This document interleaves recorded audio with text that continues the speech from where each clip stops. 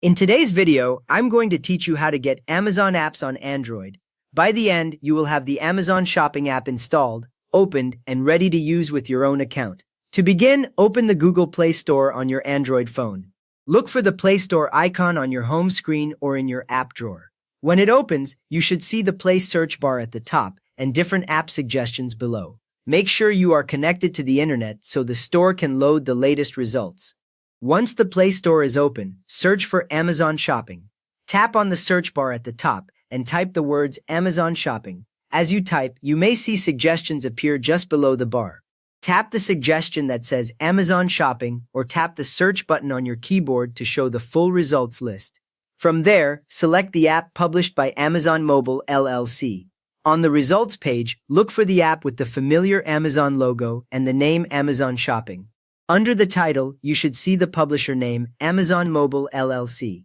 This detail matters because there can be similar-looking apps, and choosing the official one gives you the full and secure Amazon experience. Now tap Install. The green or blue Install button is on the right side of the app page. Once you tap it, the button will change to show a progress bar as the app downloads. On a fast connection, this may only take a few seconds, but it can take longer on slower networks. You will see the progress move until it finishes, so you always know it is still working. After the download completes, tap Open after installation. The Install button will change to an Open button as soon as Android finishes installing the app. Go ahead and tap Open. The Amazon Shopping app will launch and you should see the Amazon logo, then the home screen with deals, search, and your account options at the bottom. With the app open, sign in with your Amazon account.